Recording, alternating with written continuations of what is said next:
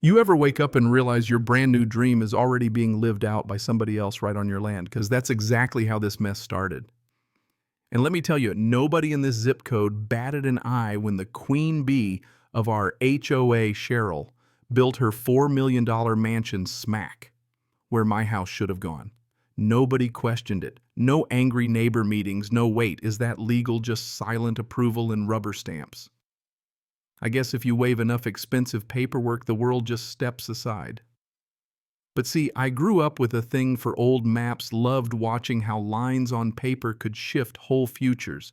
And when you know how to read between those lines, you start spotting the stories everybody else hopes stay buried.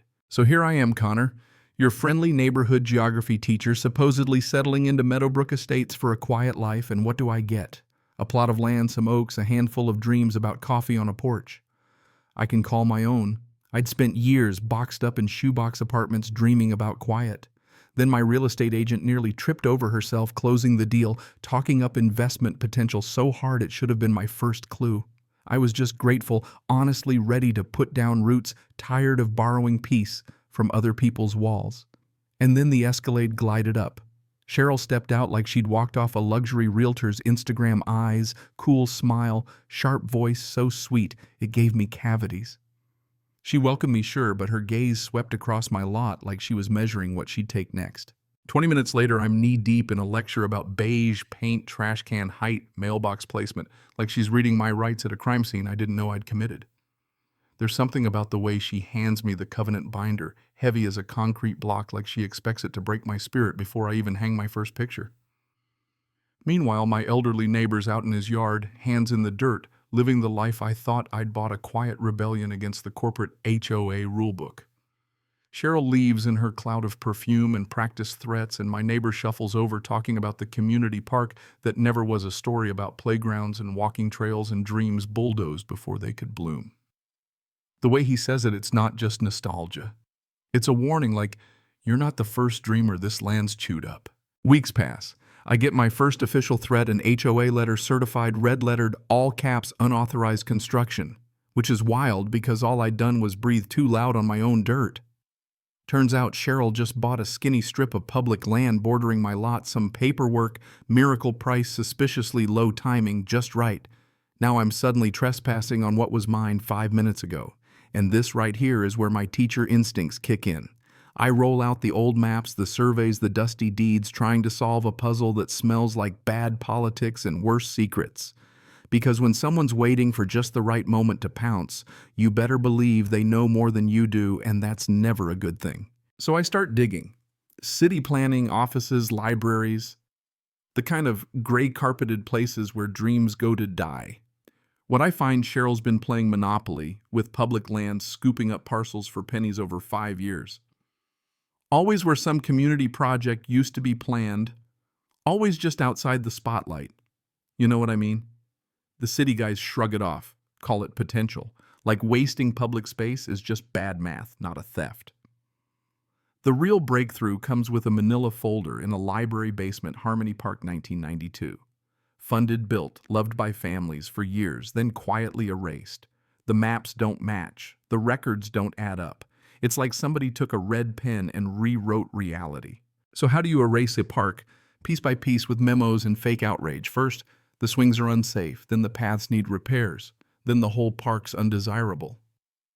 Cheryl orchestrated it, of course.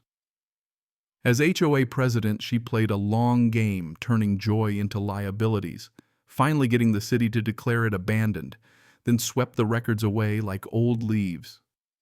Families kept their photos, birthday parties, Sunday picnics, swing sets under the big oak. But in the official story, that place never existed. The land became surplus, and Cheryl bought it dirt cheap paperwork. Neat neighbors distracted. And every time somebody questioned it, she was ready with rules and technicalities, pressing just enough to make you second guess if fighting back was worth it. Now the real chess match begins. I send a formal letter to the HOA laying out the park's story. The altered lines, the overlapping timelines, figuring if this was an honest mistake, they'll clear it up. Next thing I know, Cheryl's calling it sunrise, her voice sugar and arsenic. Let's chat privately, she purrs, but it's not an offer, it's a threat. When I insist we talk at the next meeting, the line goes ice cold. Suddenly, I'm hit with citations for grass truck parking, unauthorized surveying. My neighbors start looking through me like my questions are contagious. Anonymous flyers land on windshields muttering about troublemakers, and my elderly neighbor, once so welcoming, warns me maybe it's better to move on. Yeah, that happened. I'm not ashamed to say it nearly worked. 4 slashed tires one morning, my truck stuck as Cheryl's mansion rises on the bones of a stolen park. I thought about quitting. Who wouldn't? But then I remember those old photos, those lost afternoons, the park meant for families who never knew what they missed. I call Frank, my lawyer, and tell him it's time to fight back, not just for me, but for everyone who's been steamrolled by people who think money buys silence. The first court hearing is a disaster. Cheryl's lawyer spins the case, paints me as the crank neighbor obsessed with old playgrounds, while Cheryl's the model citizen building community.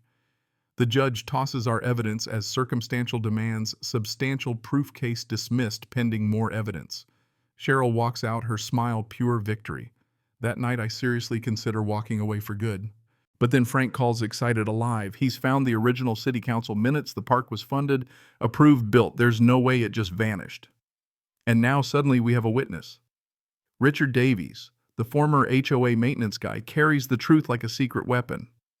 He's scared, tells us straight up, you don't know what you're dealing with. These people don't forget. But he also has the photos, the records, the memory of tearing down what he'd helped build, all under Cheryl's orders. Second hearing, the gallery's full.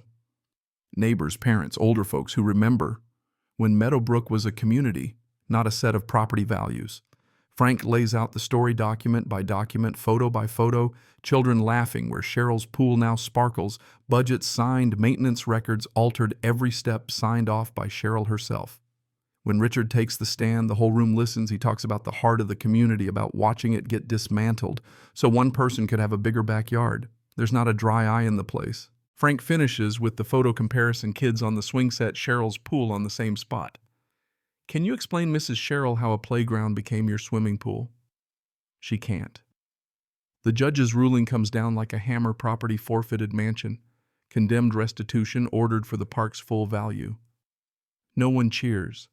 The silence is heavy, like we're mourning the years that got stolen. 6 months later, I'm standing on new grass watching kids play where a mansion used to cast its shadow. There's a bronze plaque, Harmony Park restored. The community is back better than before, and in the air you can hear laughter echoing over land once lost to greed. And that's what it's all about, right?